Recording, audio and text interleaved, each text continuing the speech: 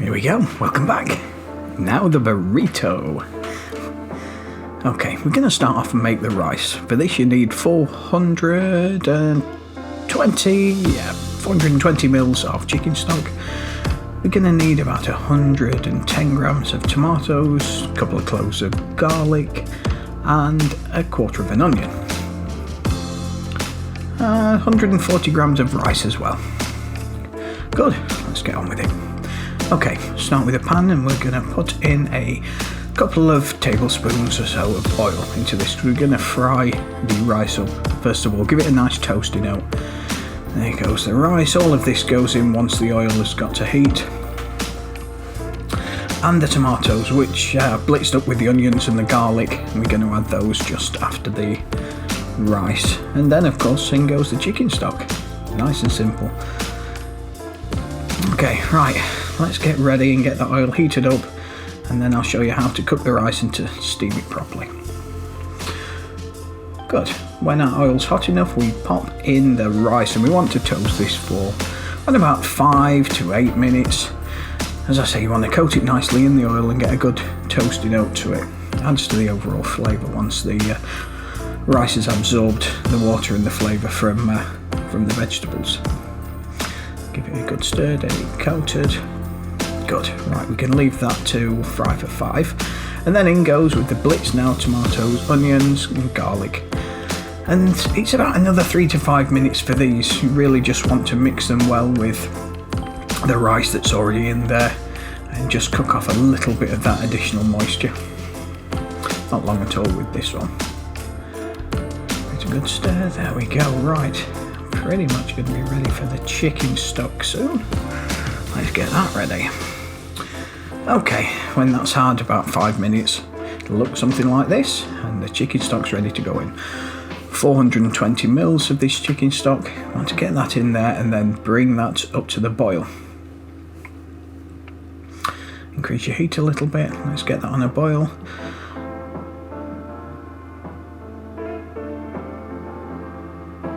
It's exciting, isn't it? Come on, boil. Come on. Okay, when we have got it to the boil, we're going to pop the lid on. And then we're going to let it steam on a low heat for about 15 minutes. And we're going to pop it towards the back of the oven. And we're going to cover it with a napkin and let it, sit for about another 15 minutes. Good, we've got the boil on there. So on goes the lid. Reduce the heat to a simmer. 15 minutes later, we've got this. And then we cover the napkin like that. On with your lid, and we can then just let that sit towards the back of your oven, or there if you wish, and we're done. Okay, on with the Curtido. I think it's called Curtido. It's basically a slaw, but a pickled slaw. We are going to need half a cabbage. This is a standard white cabbage, a whole carrot, a jalapeno or half jalapeno, and half an onion, a pinch of pepper, 2 teaspoons of salt and 1 teaspoon of oregano, Mexican oregano if you can get it. Then we have 380 mils of water, 250 mils or 1 cup of white wine vinegar. It's all going to go into this jar, which I've already decontaminated in the dishwasher. As if by magic, here are all the chopped veg. Isn't that wonderful? Good. Really thinly slice your onions. Little matchsticks for your jalapeno, de-seed it as well. Grate your carrot. Not great, and then just shred your lettuce quite finely as well. Into the water we're going to add the 250 mils of white wine vinegar, and in that goes a teaspoon of oregano, a pinch of your pepper, and the 2 teaspoons of salt. And there you go, and you just want to give that a little bit of a mix up. We don't need to cook it, nothing like that. There we go, give this one a little stir just to combine everything. This wants to sit around for up to 24 hours really before it's ready. Once it's pickled, it allows that juice to really penetrate the cabbage and the carrot and the onions and give that nice flavour. Okay, so we want to really layer it, so we'll start with a bit of cabbage. Then a bit of carrot, then a bit of onion. and some of the jalapeños. And then we do it again. I think you get the gist, really.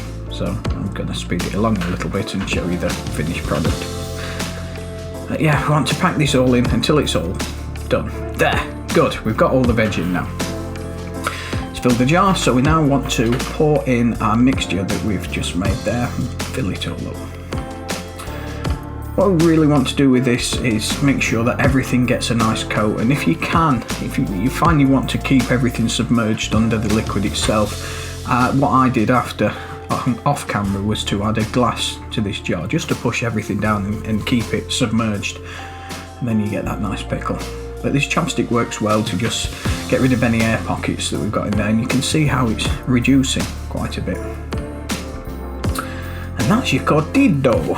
I apologise to anyone that Spanish, Mexican, that just cringing at my description, but I try, and I'm Yorkshireman. I don't apologise.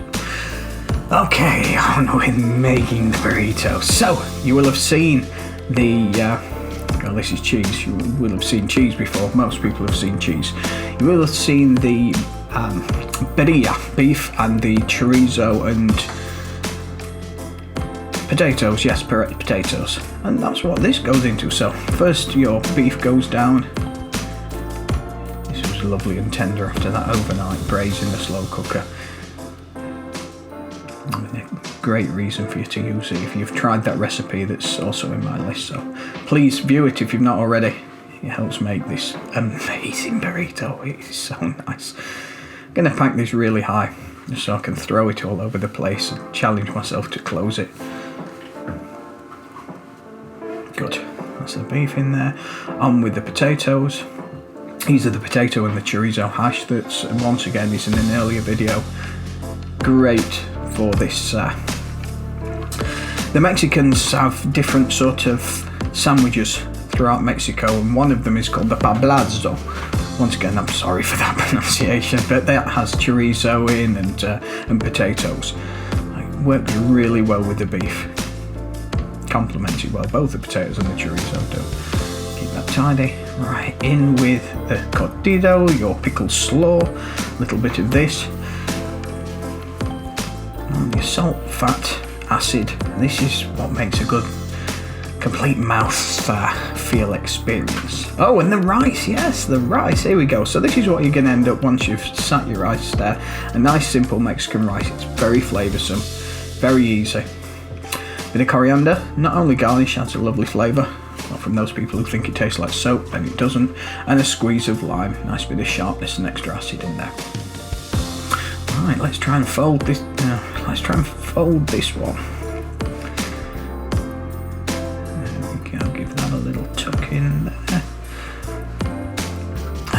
Crimp that side to stop it escaping. Good, and then give it another turn, keeping it all nice and tight. There we go. There we have a burrito. Clean up, took that little overlap in, and there we have it. Done. Okay, there you go. Check my other videos out for the birria and the potato hash and try this one out. Thanks for watching.